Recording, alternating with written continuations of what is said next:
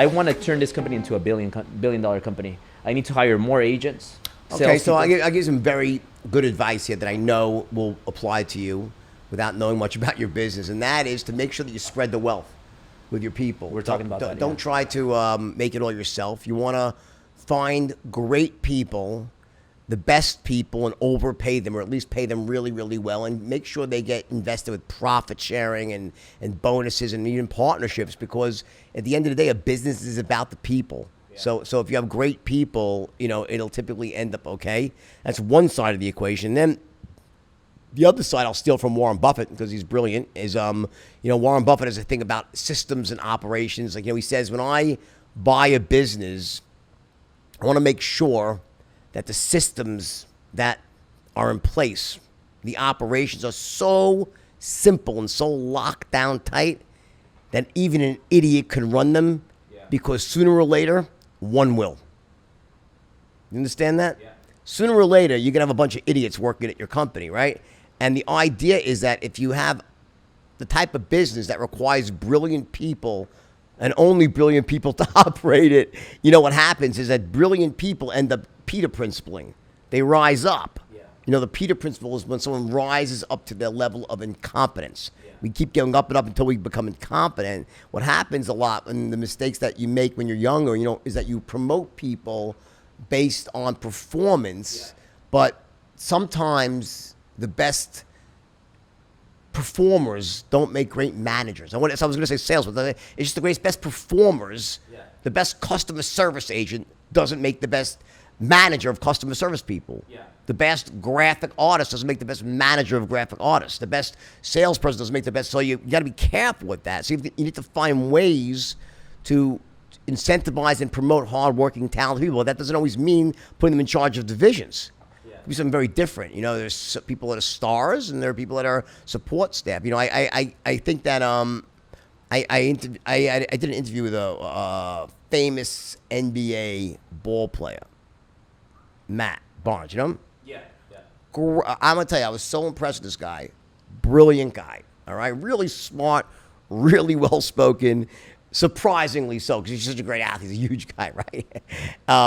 And what he said to me is that his great lesson in life is that, is to be the star in your own starring role. Don't try to be the star. Become a superstar in your own role. Be the best at what you do. Don't try to, not everyone's meant to be a Kobe Bryant. Not everyone's meant to be a Michael Jordan, but be the star of your own role. You get it? Yeah, absolutely. Like every department has to own their own department. Every individual has got to basically be the best they can be at what they do. And you want to promote that type of, that sort of philosophy and work ethic within your company. Yeah. And also what you mentioned is kind of like a good CEO, not necessarily is going to be a good owner or a good founder, listen, there's people who are great operators, and there's people that are great visionaries. Most of the time, they're not the same people. Sometimes they are, and I think that great visionaries that typically are great operators as well. They usually are, but they surround themselves with people that really do the sort of nitty gritty. Listen, I'm not getting into the nitty gritty of my own company. I have people that do that for me. I have brilliant people. I got a lot. I have some very sharp young girls that work for me. They're just brilliant, hardworking. I have some guys as well. But I love sharp young girls. To me, like you get a sharp young girl, like in there.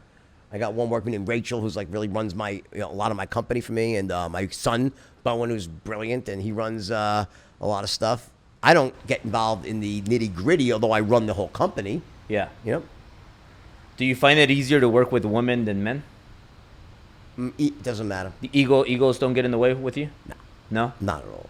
Yeah. My mother was a very accomplished executive professional back in the 50s and 60s. So to me, I don't really distinguish. Well, speaking of that, because most men have egos, how do you deal with egomaniacs and training them when they see you and they're like, well, unfortunately, I think that one benefit that I have with men is they respect me for what I do. I've never had a man. I've never been in a situation with another man where where they try to buck my authority, because I think I've earned their respect by work ethic, talent, and just dedication. So like people that work for me, like they're like, I am the real deal at what I do, and people see that really quickly.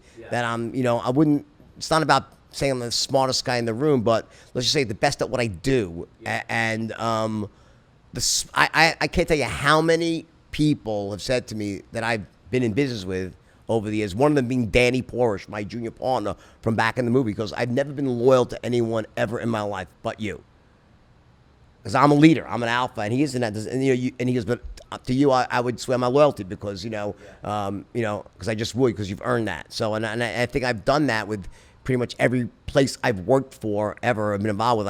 I get authority not by I don't demand authority. You get it by acting a certain way. You lead by example. And but also just by being right. By being right, and people know that you're right, so they look to you, right? Other than that, you're a paper tiger otherwise. You know what I'm saying? A title's a title, but to earn respect is about being right and being fair and working hard. Yeah. So like when you got started, were you always one of the hardest working people in the company? You always been a really hard worker. I've always been the hardest worker. I never met someone that works harder than me. Really? Mm-hmm. Until this day. To this day, nothing has changed. Nothing has changed. Even when you were like in the heavy partying moments, you were still working harder than everybody. Non-stop.